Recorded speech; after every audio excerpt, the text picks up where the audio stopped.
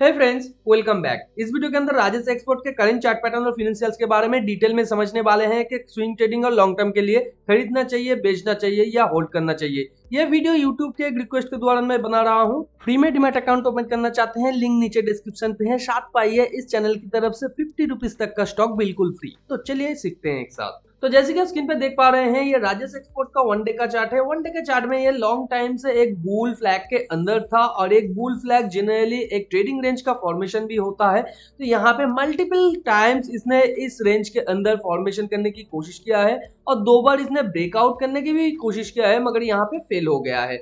और अगर आपके पास करेंटली कंपनी का स्विंग ट्रेडिंग पोजीशन है तो यहाँ पे और थोड़ा क्लोजली आपको चार्ट को समझना चाहिए। जैसे कि ये एक वेज को यहाँ से स्टार्ट किया है और यहाँ पे इसका first spike, second spike, third spike इसने कंप्लीट कर लिया है। जनरली थर्ड स्पाइक के बाद एक वेज कंप्लीट हो जाता है, फिर वो डबल बॉटम क्रिएट करने की कोशिश करता है जैसे इसने यहाँ पे किया है, और फिर वो रिवर्सल करने की कोशिश करता है। तो यहाँ पे करंटली कंसोलिडेशन और छोटा छोटा बार ये क्रिएट कर रहा है। और अगर हम लोग थोड़ा वॉल्यूम को यहाँ पे देखें तो अच्छा खासा ये वॉल्यूम को भी जनरेट कर रहा है। तो यहाँ पे ट्रेडिंग रेंज का फॉर्मेशन थोड़ा लॉन्ग टाइम तक देखा जा सकता है।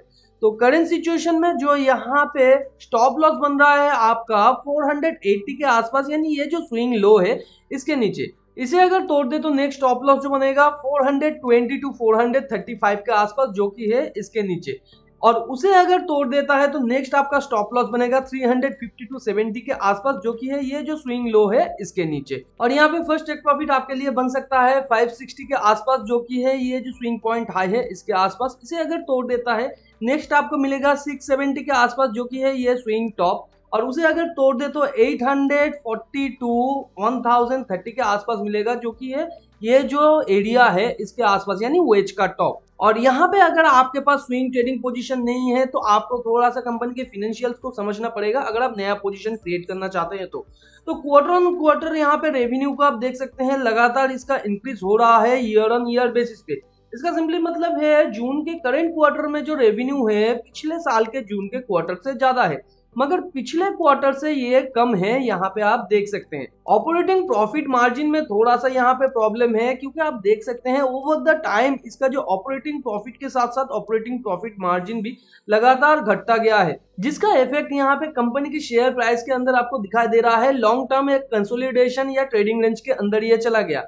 मगर यहाँ पे और एक अच्छा चीज है, कंपनी का जो इंटरेस्ट पेएबल है यानी डेट है वो 0 के आसपास है और नेट प्रॉफिट कंपनी यहाँ पे मेंटेन कर रहा है। मगर ऑपरेटिंग प्रॉफिट मार्जिन कम हो जाने से नेट प्रॉफिट में भी असर देखने को मिला है, जो कि बाद में आरओई के अंदर भी आपको देखने को मिल जाएगा। एनुअल रिजल्ट में आप इसे और बेहतर तरीके से समझ पाएंगे। रेवेन्यू आप देख सकते हैं पिछले 3 साल से ये बढ़ा रहा है और नेट प्रॉफिट को भी ईच एंड एवरी ईयर पिछले 4 साल से ये बढ़ा रहा है। तो ये और एक पॉजिटिव बात है। जैसे कि कहा है आरओई कंपनी का गिर रहा है पिछले कई सालों से, मगर यहाँ पे पिछले 3 साल से ये थोड़ा सा रिकवर करता हुआ दिखाई दे रहा है। मगर सीएजीआर 5 साल में ये 11.2% के हिसाब से गिरा है और 3 साल में 5.3% के हिसाब से। डेट टू इक्विटी यहाँ पे 0 है, इसका मतलब कंपनी ने डेट को करीबन खत्म कर दिया है। तो ओवरऑल अगर आप लॉन्ग टर्म के लिए होल्ड कर रहे हैं तो सिंपली होल्ड कर सकते हैं। अगर आपके पास स्विंग पोजीशन था तो यहाँ पे आपको तो पहले ही निकल जाना चाहिए था। अगर आपने यहाँ से अभी तक नहीं निकला है तो यहाँ पे करेंटली निकलने का पोजीशन नहीं है, क्योंकि यहाँ पे नया पोजीशन बनाने का टाइम आ गया है।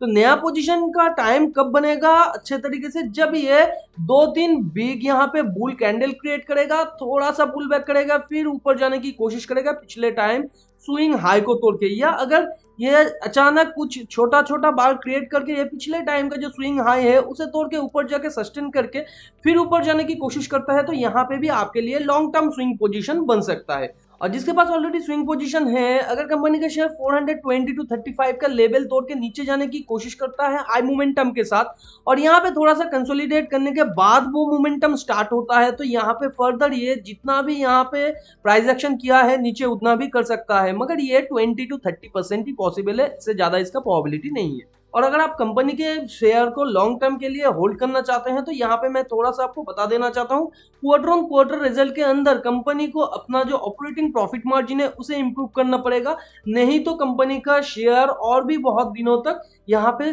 कंसोलिडेशन फेज में या ट्रेडिंग रेंज के अंदर रह सकता है। तो अगर आप फंडामेंटल एनालिसिस को सीखना चाहते हैं, जानना चाहते हैं एक कंपनी के एनुअल रिपोर्ट से कैसे फाइनेंशियल डेटा को निकाल के सही तरीके से पढ़ा और इंटरप्रेट किया जाता है, या ऑनलाइन पोर्टल जैसे मनी कंट्रोल से कैसे आप एक कंपनी के डेटा को निकाल के सही तरीके से पढ़ के इंटरप्रेट कर सकते हैं, तो सारा का सारा वीडियोस चैनल के प्लेलिस्ट के अंदर अवेलेबल है और इस वीडियो के डिस्क्रिप्शन पर भी मैक्सिमम प्लेलिस्ट का लिंक आपको मिल जाएगा। तो टेलीग्राम चैनल को भी ज्वाइन करके रखिए, क्योंकि उसके अंदर मैंने एक एक्सेल शीट शेयर किया है जहां पे चार्ट एनालिसिस के साथ आप लोगों को समझाया है कहां पे एंट्री, एग्जिट और टेक प्रॉफिट लेना है। बहुत सारा स्विंग ट्रेडिंग का अपॉर्चुनिटी अभी भी मौजूद है, लिंक नीचे डिस्क्रिप्शन पे है, आप जाके ज्वाइन करके वो एक्सेल शीट को एक्सेस कर सकते हैं। मिलते हैं अगले वीडियो पर, तब तक के लिए अपना बहुत ज्यादा ध्यान रखिए। Thanks for watching and happy investing.